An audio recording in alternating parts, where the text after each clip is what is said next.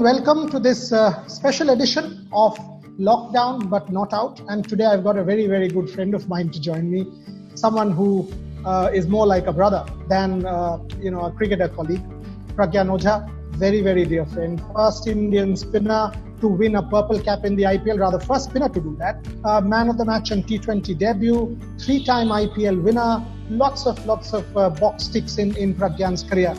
Pragyan, first thing, lockdown routine. What have you been doing over the last couple of months?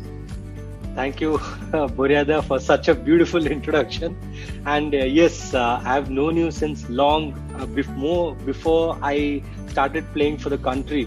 Reading your articles and all. So it was a pleasure, and especially we interacted for the first time when it was Sachin Paji's birthday. Correct. We all were there. Yes. And it was his 40th birthday, which we hosted together. Remember? Yes. ITC Hotel in Calcutta. Yes, we did.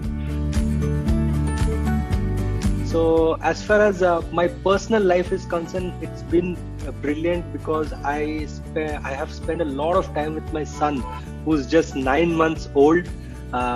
It's a God-given time to me. As you know, when we are playing or we're doing commentary, we keep traveling. But now, because of the lockdown, this is one positive thing that has happened to me, spending time with my family and my son. Important for the parents to be in constant touch or constant interaction with their kid. That's how the rapport builds. So during the night, I take I take care of him. I change nappies, or maybe if we have to feed him in the night, if my wife is tired, then we feed him a little bit. That's how I do it. And then other things my wife takes care of. Pragyan, interestingly, you are one of those unique people who did not play for India after taking a 10th. I don't think there is any single example in the world. You've taken a 10th and that to Sachin's retirement test. Tell me about it. I mean, does it feel strange to you? Yeah, it used to, Boria. It used to feel very strange. Anyone who's performed and picked up wickets, and after that you don't play. And one thing which really, hurts any cricketer, it would hurt is that communication. There was no communication. If something would have been told to us, a lot of cricketers I have seen speaking about it, they really don't know where they're heading.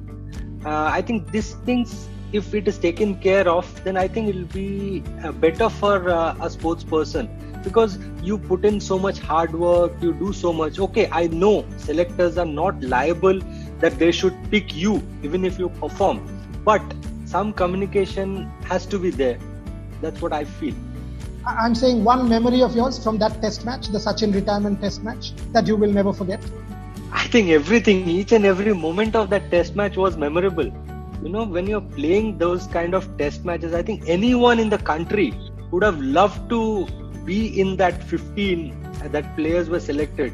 So I was lucky enough to be there, see each and everything, and especially each and everything that Sachin Paji was doing to prepare himself, because it was like a celebration for the country, and to keep himself calm, and he knows that he is retiring. Lot of emotion, mix of emotion, handling them, and then going into play this test match was something different. And we as youngsters were really looking like, how is he handling things, and how has he been handling those things for 20-25 years.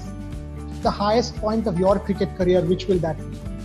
That would be without a doubt getting my test cap, being a test cricketer, and that too getting my cap from Sachin Paji. That was one of the best moments of my life. When you start playing cricket, slowly it is a thing that you enjoy doing, and then it becomes a passion, and then it becomes your profession. And when it becomes your profession, when you're playing first class cricket or under 19 level, you think of playing for your country. And the ultimate thing when I was growing up was playing test cricket. And when you receive that cap, I think that moment is something very special, and it is next to none. Sport without fans, what's your take? I think this is something which will be like a body without a soul. everybody knows fans are very important and they're the huge part of our lives. Any sport, they make a lot of difference. The intensity, everything just goes up like to the next two levels only because of the fans. I think that is something we'll really miss a lot. And maybe, as you said, this is the new normal. There are new guidelines given by ICC regarding how to go about these bilateral tournaments and how you should be seeing your future. So this is something which will really change a lot of things. What's your take on the saliva thing, Pragyan? See, Boria, you said like it's more important for the fast bowlers, but at the same time, a spinner who tries to drift the ball, it is also important for him using the saliva, shining the ball. Once the ball is swinging, that's the time when the ball drifts. So for a spinner to drift the ball, you need the ball to be maintained, and that's how we used to maintain over the years. So I think this is something which is a big drawback for the bowlers, I feel. Is there any alternative? How does one overcome this problem at this point? What ICC has said is we can use a sweat, but I don't know how far the sweat is going to help. But as we said, this is the new normal. This is how we have to move forward. So we have to manage with what we have got the best. The T20 World Cup will be pushed back, and there will be IPL around October, November.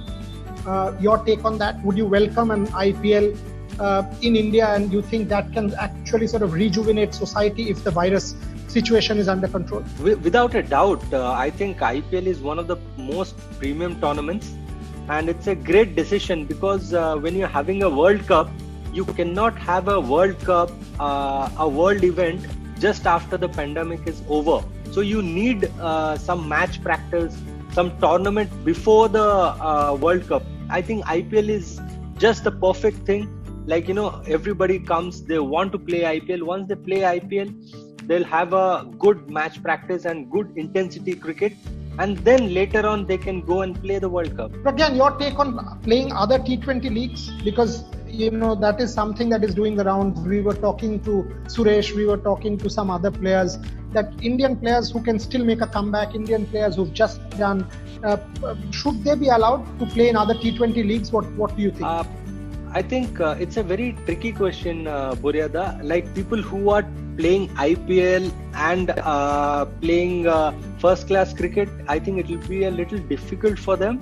But at the same time, people who are not contracted, who are not part of any setup, if they are fit and they have some offers, why not go and play? Because that's the best we as players can do. Go and play cricket and express ourselves.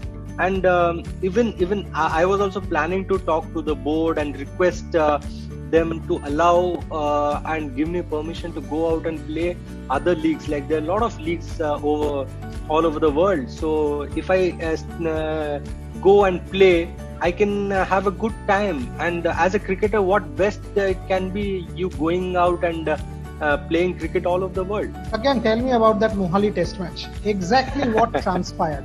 Exactly what happened between you and VVS Lakshman. Give me that story. Boria, it's something I'll tell you. There is a lot behind it because Lakshman Bhai, when I was growing up, he's seen me right from my age group cricket, and he's been like an elder brother to me.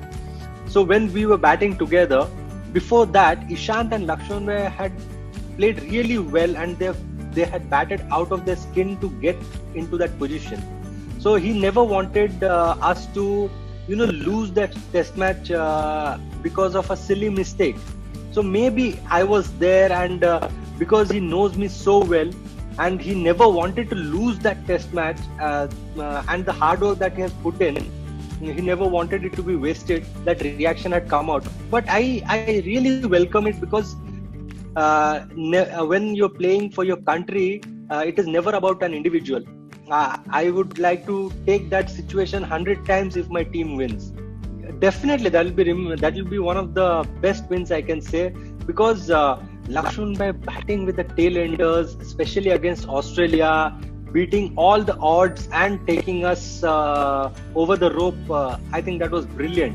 and I'm really thankful to God that I was a part of it. Again, let me ask you one controversial question. I can't not ask you one. I mean, let you go sort of hitting the balls outside of stump. One, who according to you, and this is a serious question, who according to you should be India's first choice overseas cricket? Because there is a lot of debate. Boria, for me, it is always when you're playing a test match, you have to see who's your opponent and how many batsmen are right-handers and how many are left-handers, because both the spinners are doing really well, both with the ball and with the bat as well. So if you have lot of right-handers and you think a left-arm spinner can make a difference, you can go with Jaddu. And if you have lot of left-handers and you think, okay, this team Ashwin is someone who can dominate, then you go with Ashwin, because both the spinners are very crucial for Indian cricket and both should be consistently part of the team. Depending on the situation, you can play both of them because both are equally good, I feel. Does Jaddu's fielding sort of give him an extra edge, like we saw in New Zealand, that fantastic catch, and his athleticism? Boria, see, I can vouch for that when it's a ODI or a T20. But when you're talking about test matches, I would prefer someone who can win you the test match with the ball and bat. Fielding is there, definitely. I'm not taking any credit away from fielding. But for me, it would always be who will be an impactful player with the bat and the ball. Coming from Hyderabad, do you think we were sort of unfair and unjust to Ambati Rayudu? He should have been a part of the World Cup. See, if you, as a layman, when I see from outside, I believe when you are there in the team and you been treated as number 4, and suddenly because of your form you move out of the team. After that, they take you as a standby, and the rule says that the standby has to go and join the team if some players are injured. That's how it is. So it was like little surprising for every one of us to see that, when Rayudu was the first or second standby, but he never went there. Shreyas Iyer is doing really well, Boria, the way he's batting. But he's got a long way to go, because the position that he's batting, it's a very difficult position, as you have a good understanding of cricket. So when you're batting in that middle order, it's always that demanding. You have to go out there, either you have to win the game or you have to save the game. That's how it is. So it's a long way to go for him. He started really well, and KL Rahul, he's been doing really well. But if someone after MSD, it will be KL Rahul, because if you see recent performance, it is he's been doing really well. But MSD, obviously, if he's fit, and this IPL was crucial for him, but we never know how things are going to be now. You still think MS has a chance? I mean, if IPL happens in October, you are still giving MS a 1% chance of comeback? Yes, why not? If he does really well in IPL, and when he's competing against the best of the best players in IPL and he's doing well, then why not in T20 World Cup? Because you always a wise man would always take the experience out of a brilliant person. If I was in Virat Kohli's shoes, and if I know that MSD is doing well in IPL and he's just there to perform and he's up there, so I will definitely take him, because he's giving me everything, like his experience.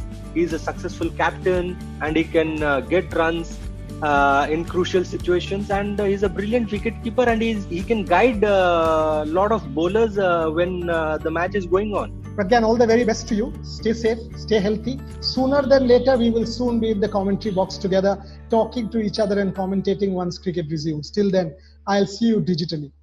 Thank you, Boria. Take care. We will. Take care and bye-bye. Bye. Yeah, bye.